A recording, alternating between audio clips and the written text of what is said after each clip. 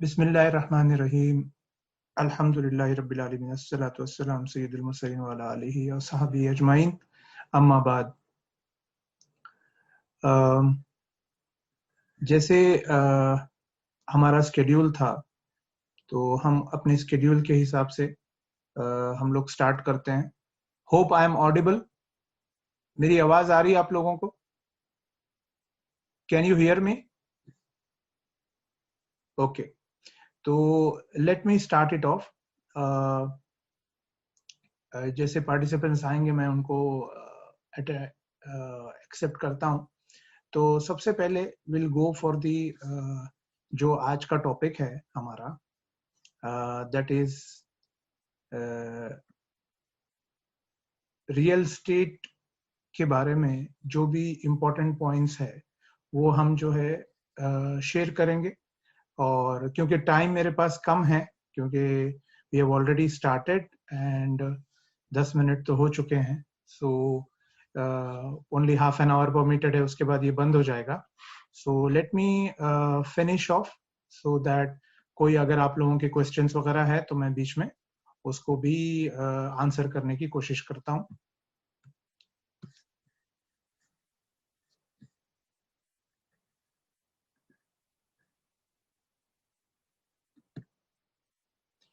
ये table of contents हैं, तो इसके ऊपर हम बात करेंगे। सबसे पहले an introduction about real estate, और उसके बाद फिर हैदराबाद रियल एस्टेट मार्केट, और फिर एक कंपैरिजन टेबल जो प्लॉट्स, फ्लैट्स और हाउस विलास के बारे में, और लास्ट में फाइनली ड्यू डिलिजेंस। ठीक है, तो let's start off real estate. Real estate refers broadly to property, land, buildings. ठीक है ना, तो जो भी प्रॉपर्टी है उसको हम रियल एस्टेट रेफर करते हैं। और इसमें लैंड हो गई, बिल्डिंग हो गई। अच्छा, इंपॉर्टेंट बात यह है कि इसमें एयर राइट्स होते हैं which is above the land. जैसे आप देख रहे हैं पिक्चर में, व्हाट अबव और below land belongs to you. तो अबव द लैंड भी आपके राइट्स होते हैं, यानी एयर राइट्स होते हैं जमीन के। और बिलो द राइट, अब एयर राइट्स क्या है? अगर आप इसके ऊपर कोई टावर बनाते हैं, कोई कॉम्प्लेक्स बनाते हैं, तो वो भी आप ही के राइट्स में है। अच्छा, आप अगर बेसमेंट में जाते हैं, बेसमेंट में आप कोई चीज बनाते हैं, underground rights below the land, वो भी आपके होते हैं। ठीक है, तो रियल एस्टेट का ये एक छोटा सा इंट्रोडक्शन है कि प्रॉपर्टी, लैंड, बिल्डिंग्स और air rights above the land, underground rights below the land. ठीक है, तो let's go to the next slide. ये एक छोटा सा इंट्रोडक्शन है हैदराबाद रियल एस्टेट मार्केट के बारे में, जो मैंने जो है टाइम्स ऑफ इंडिया से लिया हुआ है, और इसको रेफर किया मैजिक ब्रिक्स ने। तो उनके हिसाब से Hyderabad real estate market delivered N impressive 50% return in the last 5 years। यानी हर साल 10% का ये बता रहे हैं कि इसमें एप्रिसिएशन हुआ है। ठीक है, ओवरऑल तो 5 साल में 50% रिटर्न, यानी 10 साल में आपकी कीमत डबल। ये ओवरऑल बता रहे हैं, जिसमें सारी चीजें आ जाती हैं। इसमें प्लॉट, फ्लैट और आपका हाउस विला सब आ जाता है। ठीक है ना। अच्छा, दूसरा, the onset of COVID-19 and the ensuring national lockdown resulted in a sharp 9% decline. ये यानी जो ओवरऑल इंडिया की मार्केट है वो तकरीबन 9% माइनस गई है। ठीक है, लेकिन हैदराबाद में देखिए, point number 3, we are now witnessing almost a V-shaped recovery in demand for Hyderabad. ठीक है ना, तो हैदराबाद में हमको V-shaped रिकवरी ऑलरेडी शुरू हो गई है। और इसमें क्या चीज है जो हैदराबाद की रियल एस्टेट मार्केट को बूम कर रही है? ठीक है, तो पॉइंट नंबर 4 देखिए, affordability is driving demand. Affordability, the majority of the searches for residential real estate are now happening in the affordable segment or in the price bracket of less than rupees 5,000 SFT। यानी 5,000 रुपए SFT से नीचे वाली जो properties हैं उनकी demand सबसे ज्यादा है। ठीक है, तो ये अफोर्डेबिलिटी जो है, यानी मेरा बजट है कि भाई 5,000 रुपए SFT से मैं नीचे की प्रॉपर्टी ले सकता हूं। ये इसकी मार्केट ज्यादा है हैदराबाद में, और इस वजह से भी ये डिमांड काफी हाई है, डिमांड ड्रिवन है। नेक्स्ट पॉइंट है shifting of demand to peripheral areas. ये जरा देखने वाली बात है। इसमें लिखा है कि demand is primarily for 2 BHK, यानी 2 bedroom hall kitchen and 3 bedroom hall kitchen, इसकी डिमांड सबसे ज्यादा है। एंड पेरिफेरल एरियाज यानी आउटस्कर्ट्स जिसको हम बोलते हैं हैदराबाद में, तो which continue to attract around 91% of consumer searches. यानी जो लोग गूगल पे सर्च कर रहे हैं या दूसरी वेबसाइट्स पे जैसे मैजिक ब्रिक्स हो गई या 99 एकर्स हो गए, यहां जाके लोग जो सर्च कर रहे हैं 91% वो 2 BHK 3 BHK और एक चीज क्या, लेस देन 5,000 रुपीज SFT के लिए सर्च कर रहे हैं। अच्छा, कौन से एरियाज हैं जिसमें लोग आज सबसे ज्यादा सर्च कर रहे हैं? ये देखिए आप, for areas like Adibatla, Patancheru, Nizampet, Kollur, Uppal, Nagole, Alwal, Kompally, Tellapur, as ORR जो आउटर रिंग रोड है connects them with IT hubs, airport and emerging employment destination। मतलब ये जो आउटस्कर्ट्स पे लोग जा रहे हैं वो ORR को पकड़ के जा रहे हैं। ORR आप जानते हैं, आउटर रिंग रोड, पूरे शहर को की एक मानो में हदबंदी या बॉर्डर फेंसिंग जैसी, ठीक है। तो लोग ORR को लग के ये जो सारे एरियाज अभी बताए गए, अदीबटला, पटनचेरू, निजामपेट, कोल्लूर वगैरह, ये सब ORR से कनेक्टेड हैं। और इनसे आप एक बार ORR पे आ गए तो कहां कहां जा सकते हैं? IT हब्स को जा सकते हैं, आप एयरपोर्ट को जा सकते हैं, ठीक है। तो ये रीजन है कि लोग आउटसाइड ऑफ हैदराबाद यानी आउटस्कर्ट्स पे जाके 2 BHK 3 BHK देखा, और इसकी वजह से डिमांड बहुत ज्यादा है।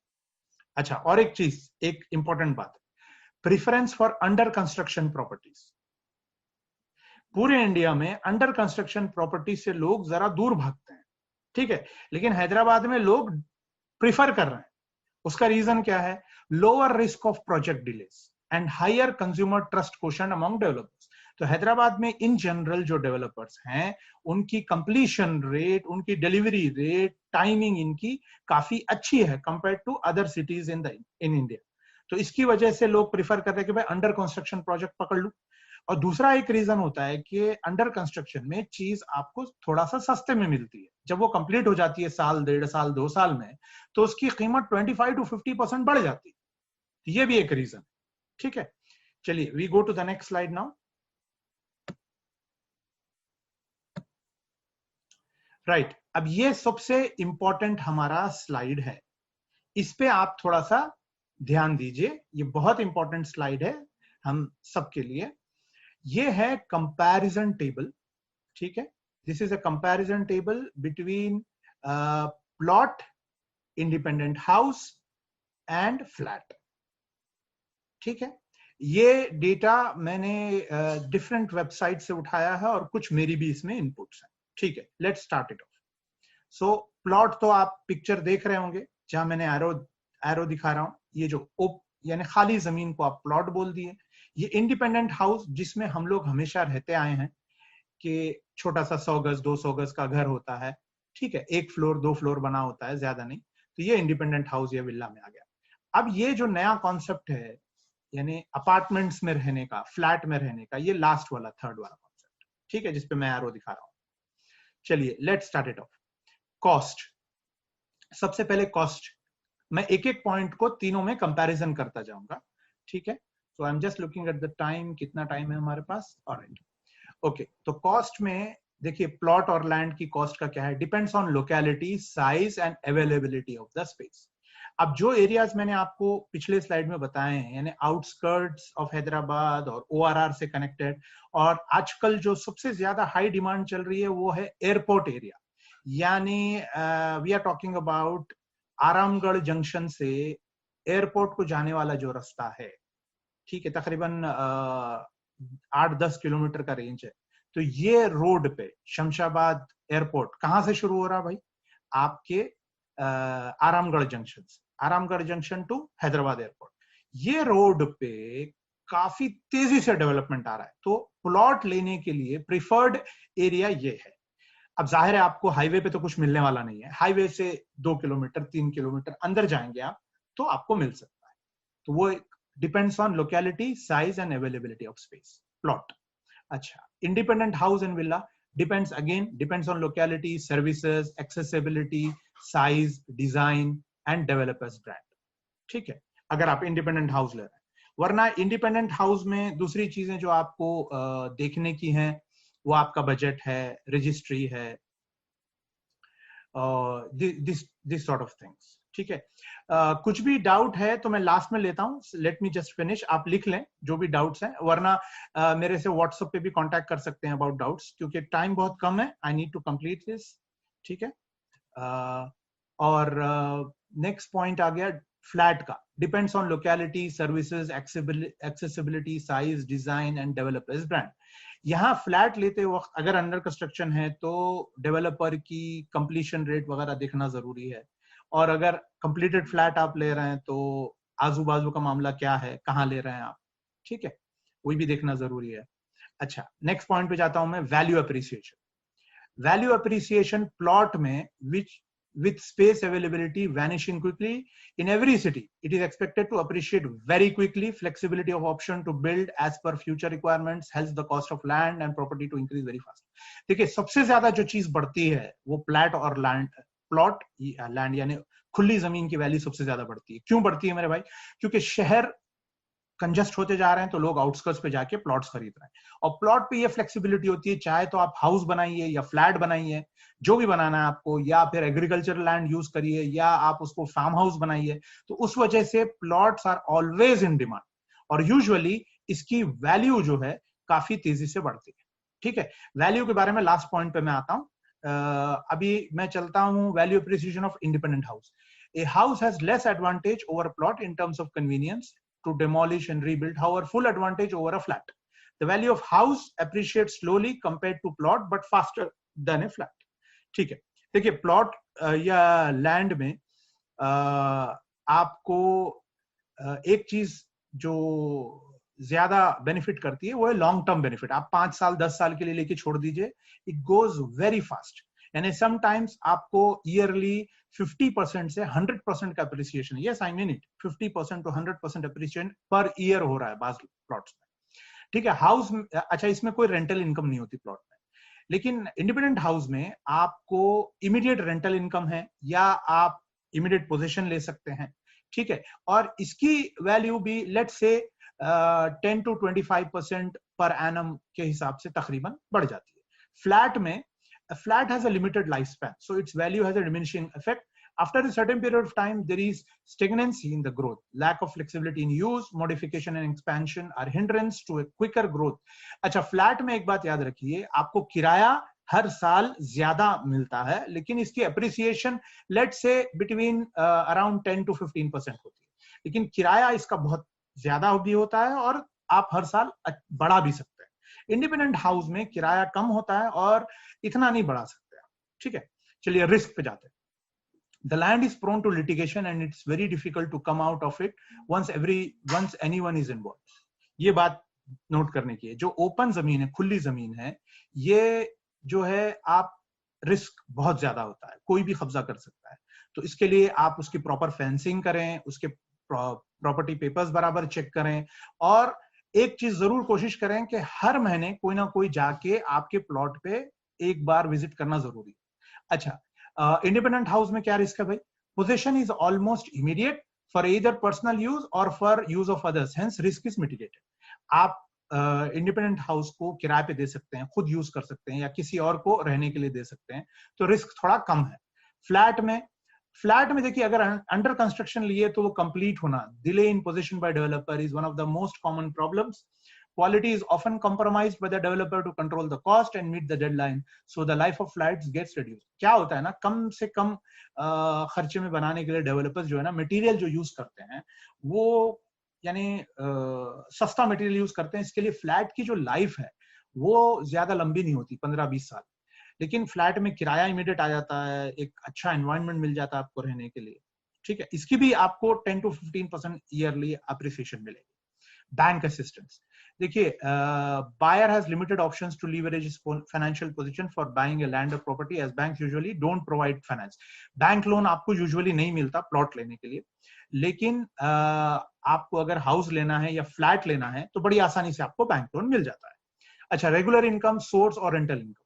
देखिए, land generates very low income if rented, and sometimes it is difficult to reoccupy the land if the tenant pushes the property into legal। हाँ, ये देखिए, अगर आपने खुली जमीन को रेंटल पे दिया तो भी आपके लिए कॉम्प्लिकेशन हो सकते हैं, क्योंकि आपने किसी को खेती के लिए दिया, किसी को बकरा चराने के लिए या मुर्गी चराने के लिए दिया, वो बंदा आपको खाली करते वक्त सता सकता है। क्यों? खाली जमीन है और वो गांव वाला है, तो ये चीज सोचना है। प्लस कब्जे का डर है प्लॉट पे, तो आपको प्लॉट पे ज्यादा फोकस्ड रहना है। हर महीने कोई ना कोई विजिट करे, उसकी प्रॉपर फेंसिंग हो, आप जो है उसकी वॉल्स लगा के या फिर आप वायर्स लगा के फेंसिंग करें। अच्छा, regular income, houses are ready to generate income from the first day taking position if it is given और rent, there is less chances of litigation. हाँ, घर में, इंडिपेंडेंट हाउस में आपको लिटिगेशन के चांसेस कम है, आपको इमीडिएट इनकम मिल जाती है, तो आपको रेगुलर इनकम हाउस से और फ्लैट से इमीडिएट होती है। जैसे पोजीशन मिलते ही आपको रेंटल इनकम शुरू हो जाती है, आप लॉक करके रख सकते हैं, यूजुअली लिटिगेशन के चांसेस कम होते हैं। Liquidity, land is always in grant. देखिए, लिक्विडिटी एंड फ्यूचर प्रोस्पेक्ट की बात करें तो प्लॉट की सबसे ज्यादा डिमांड है, आप कभी भी बेच सकते हैं और अच्छी खासी कीमत आएगी प्लॉट और लैंड। ठीक है, हाउस पे भी आएगी और फ्लैट पे भी आएगी, बट कंपैरेटिवली जो ग्रोथ है, यानी आपने फॉर एग्जांपल अगर 10 लाख में प्लॉट खरीदा होगा, तो 10 लाख में प्लॉट खरीद के अगर 5 साल रखेंगे तो काफी चांसेस है कि ये आपको 30 से 40 लाख में प्लॉट बिक जाए, 5 साल की बात कर रहा हूं। अब 10 लाख का अगर घर था तो वो तकरीबन 15 से 20 लाख, ठीक है, 5 साल में। अब 10 लाख का अगर फ्लैट था तो 12 से 15 लाख, लेकिन किराया आपको अगर हम फ्लैट की बात करें तो 10,000 तक का किराया आ जाएगा, और अगर हम हाउस विला की बात करें तो 6-7 हजार तक का किराया आ जाएगा। प्लॉट लैंड पे आपको शायद कुछ ना। ठीक है, let's go to the next slide.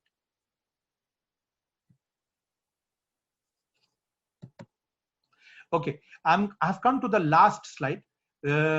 इसके ऊपर थोड़ा सा आप ध्यान दें, which is due diligence. Due diligence यानी हम क्या ऐसा करें जिससे हमारी रियल स्टेट के एसेट्स को सेफ्टी नेट मिले, कुछ सेफ्टी मिले। ओके, सबसे पहले अल्हम्दुलिल्लाह मैंने पॉइंट रखा है, आपको कभी भी रियल स्टेट एसेट लेना हो, चाहे प्लॉट लेना हो, इंडिपेंडेंट हाउस लेना हो या फिर फ्लैट लेना हो, इस्तिखारा जरूर करें। ठीक है, इस्तिखारा करें, इस्तिखारा before taking a purchase decision, अल्लाह से मदद मांगना। अच्छा, उसके बाद सबसे पहली चीज, आप एनकम्बरेंस निकालें प्रॉपर्टी का, ईसी, चाहे प्लॉट हो, इंडिपेंडेंट हाउस हो या फ्लैट हो, एनकम्बरेंस सर्टिफिकेट, ईसी, ये आपको रजिस्ट्री ऑफिस से या मी सेवा से मिल जाएगा। ये बाज लिंक्स ऐसे हैं कि आप फ्री में भी निकाल सकते हैं। ठीक है, ईसी, एनकम्बरेंस सर्टिफिकेट। तीसरा पॉइंट है रजिस्ट्री ऑफिस। जो रजिस्ट्री ऑफिस के बाहर एजेंट्स बैठे होते हैं, उनको आप प्रॉपर्टी पेपर्स की एक फोटोकॉपी देके चेक करा सकते हैं। आपको 500-1000 रुपए में वो पूरा चेक करके बता सकता है इस पे कोई लिटिगेशन है, इस पे कोई बैंक लोन है, कुछ भी कुछ भी। आप डायरेक्ट जाएंगे रजिस्ट्री ऑफिस में तो शायद आपको एंटरटेन नहीं करेंगे, आपको तो पता है इंडिया में जो है वास्ते वसीले से काम होता है। तो बाहर जो एजेंट्स बैठते हैं जो रजिस्ट्री का काम करते हैं, आप इनको एक 500-1000 रुपए देके आपके प्रॉपर्टी के पेपर्स चेक करा।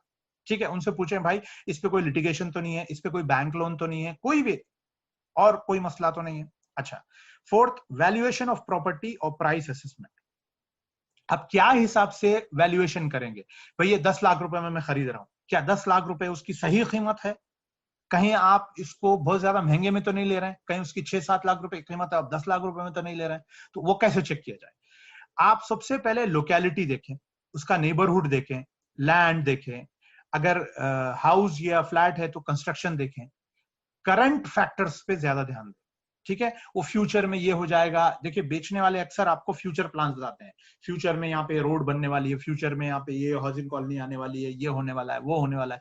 आप फ्यूचर प्लान्स पे ध्यान ना दें, करंट फैक्टर्स, आज ये जमीन, ये घर या फ्लैट किस महल्ले में है, मेरे नेबरहुड में किस तरह के लोग रह रहे हैं, लोअर इनकम लोग रह रहे हैं, मिडिल क्लास लोग रह रहे हैं, हाई फाई लोग रह रहे हैं, इस पे ध्यान देना जरूरी है।